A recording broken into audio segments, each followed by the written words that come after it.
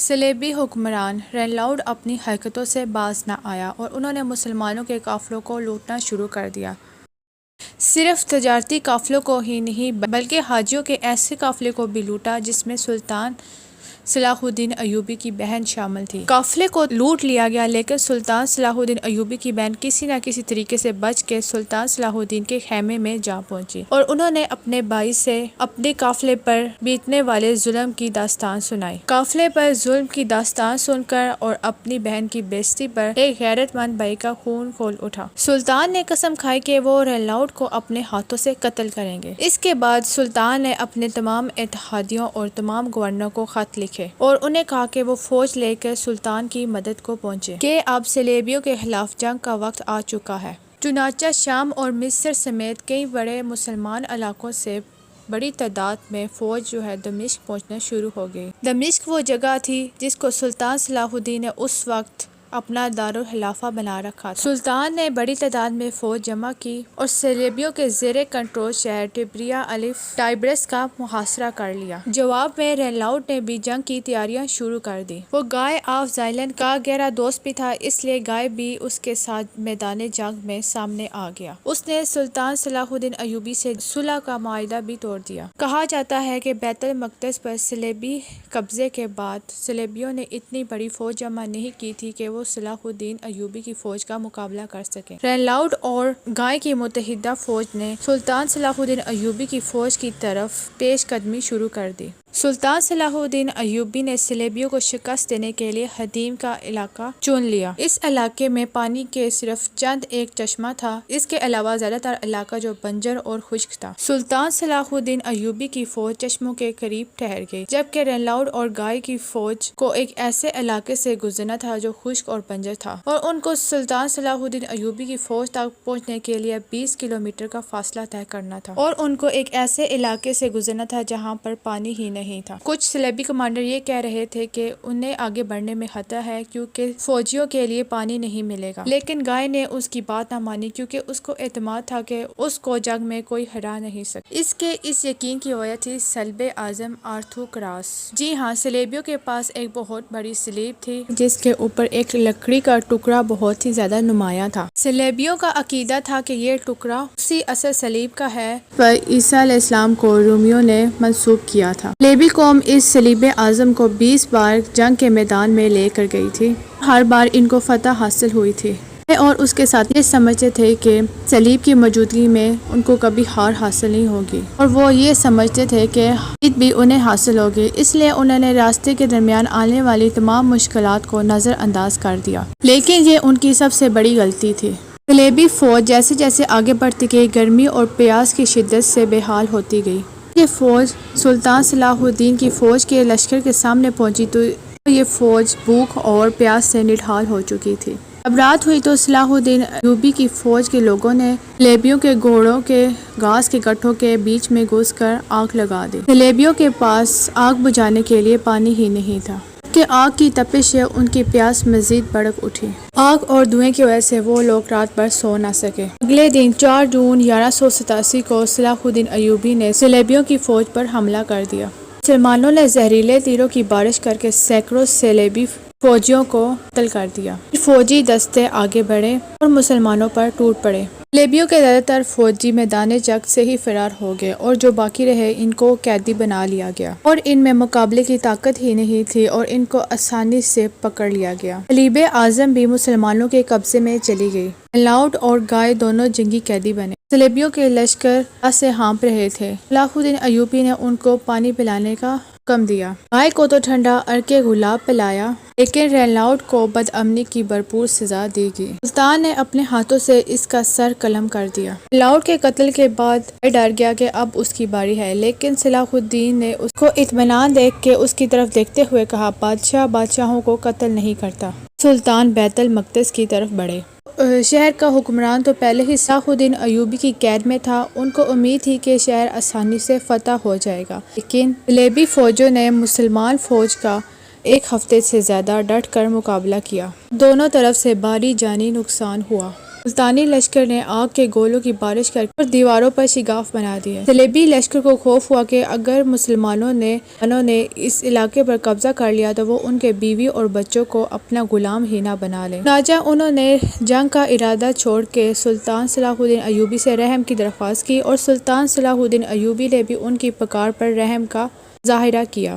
وہاں 88 سال پہلے جب صلیبیوں نے بیت المقدس پر قبضہ کیا تھا تب وہاں پر خون کی ندیاں ہی بہا دی تھی، لیکن جس طرح فتح مکہ کے موقع پر نبی کریم صلی اللہ علیہ وآلہ وسلم نے اپنے بدترین دشمنوں کو معاف کر دیا تھا، اسی طرح بیت المقدس نے بھی اپنے بدترین دشمنوں کو معاف کر دیا۔ انہوں نے شرط رکھی کہ ہر صلیبی مرد 10 دینار اور ہر صلیبی عورت 5 دینار ادا کرے اور آزادی حاصل کر لے، اور جو ایسا نہ کر سکا اس کو غلام بنا لیا جائے گا۔ دلچسپ بات یہ ہے کہ صلیبیوں کے مذہبی رہنماؤں نے فوراً یہ رقم ادا کی اور زندہ سلامت وہاں سے نکل گئے۔ مذہبی رہنما کا لیڈر تو سلطان صلاح الدین کے سامنے ہیرے جواہرات سے بھرا ہوا صندوق لے کر چلا گیا، لیکن اتنی دولت لے جانے والے اپنے پیچھے غریبوں کو چھوڑ گئے تھے، لیکن ان کا فدیہ دینے والا کوئی نہیں تھا۔ یہ صلیبی خوفزدہ تھے کہ سلطان صلاح الدین ایوبی انہیں غلام بنا لیں گے، لیکن سلطان صلاح الدین ایوبی کا رحم صرف امیروں کے لیے نہیں تھا، اس لیے انہوں نے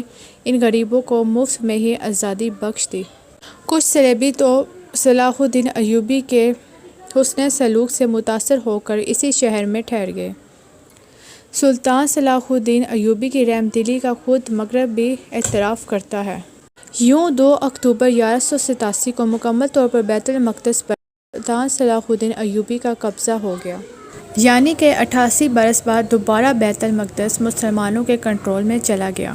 سلطان صلاح الدین ایوبی نے گائے آف زائلینڈ کو بھی رہا کر دیا، لیکن اس نے اپنی آزادی کا ناجائز فائدہ اٹھایا۔ گائے آف زائلینڈ نے بیت المقدس سے نکلنے والے صلیبیوں کو بھی اکٹھا کیا اور سرائی علاقوں کا محاصرہ کر لیا۔ دوسری طرف بیت المقدس صلیبیوں کے ہاتھ سے نکلنے پر پورے یورپ میں کہرام مچ گیا اور جنگ کی تیاریاں ہونے لگیں۔ برطانیہ میں تو صلاح الدین ٹیکس لگایا گیا کہ پیسے جمع کر کے صلاح الدین کے خلاف فوج جمع کی جائے گی، اور یہ اعلان بھی کیا گیا تھا کہ جو لوگ سلطان صلاح الدین ایوبی کے ساتھ جنگ میں لڑتے ہوئے مارے جائیں گے ان کے تمام گناہ معاف ہو جائیں گے۔ جرمنی اور فرانس کی خواتین نے تو اپنے زیورات بیچ کر فوج کی مدد کی۔ چنانچہ برطانیہ کا بادشاہ رچرڈ، جسے شیر دل بھی کہا جاتا ہے، وہ برطانیہ اور جرمنی کی فوج کے ساتھ ایکا پہنچ گیا۔ رچرڈ نے صلیبی لشکر کی کمان سنبھال لی۔ صلیبی اور مسلمان بری طرح جنگ میں گرے تھے کہ اسی دوران سلطان صلاح الدین ایوبی کی طبیعت سخت خراب ہو گئی، جس کی وجہ سے محاذ پر ان کی فوج کا نقصان ہونے لگا۔ سلطان کے ساتھیوں نے ان کو ایک محفوظ جگہ پر جانے کا مشورہ دیا، لیکن سلطان صلاح الدین ایوبی کی غیرت نے یہ گوارا نہیں کیا کہ وہ اپنے ساتھیوں کو دشمنوں کے رحم و کرم پر چھوڑ کر چلے جائیں۔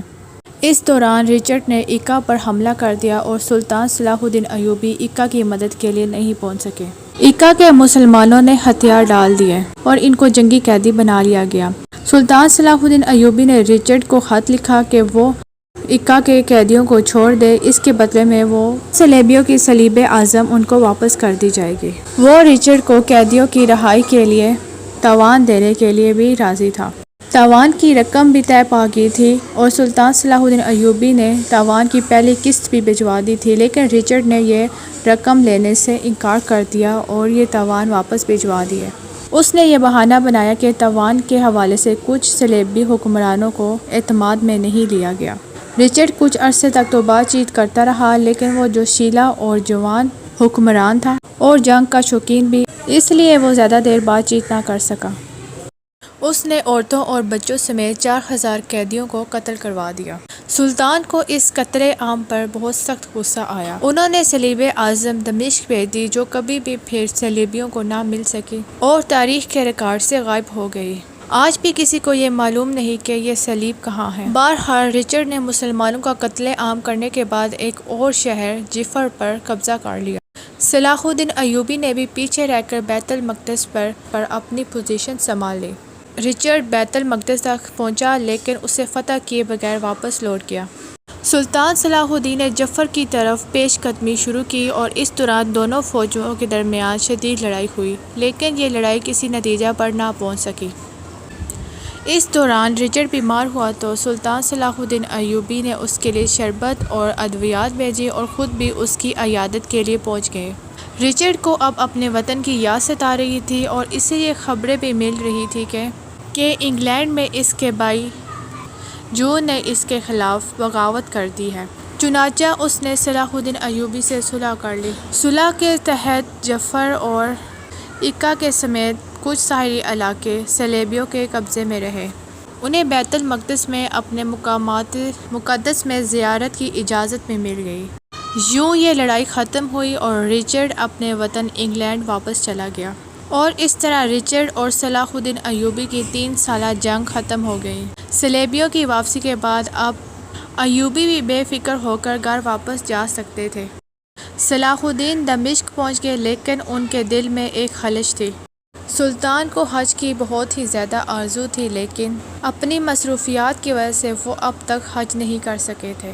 اس بار بھی جب وہ دمشق پہنچے تو حج پر جانے کا وقت گزر چکا تھا۔ سلطان بہت روئے، اور جب حاجیوں کا ایک قافلہ واپس آیا تو سلطان ان کو ملنے کے لیے بہت دور تک گئے اور ایک ایک حاجی سے مل کر روئے۔